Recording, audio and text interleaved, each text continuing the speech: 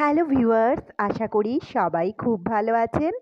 আবারও একটা নতুন ভ্লগে আপনাদেরকে ওয়েলকাম জানাচ্ছি। আপনারা দেখছেন ডেইলি লাইফ ইন্সপিরেশন।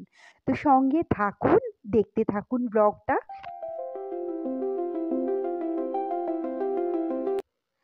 আজকেও আমরা রয়েছি স্টার জলসার 2 শালিকের ফ্লোরেই।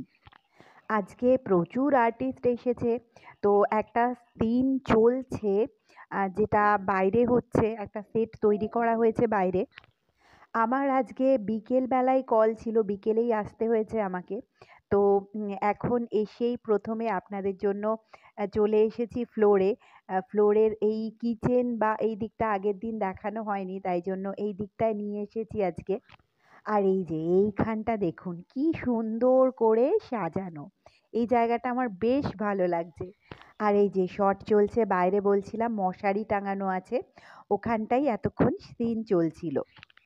প্যাকআপের পর টালিগঞ্জ মেট্রো স্টেশন থেকে উঠে এখন নেমে পড়েছি বরানগরে।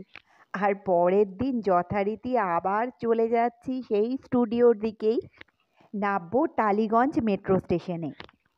আর এই যে পৌঁছে গেছি স্টুডিওতে। এটা আমাদের ড্রেসার রুম, এখানেই কয়েকটা সোফা রাখা আছে, আজকে এখানটাতেই বসেছি আমরা।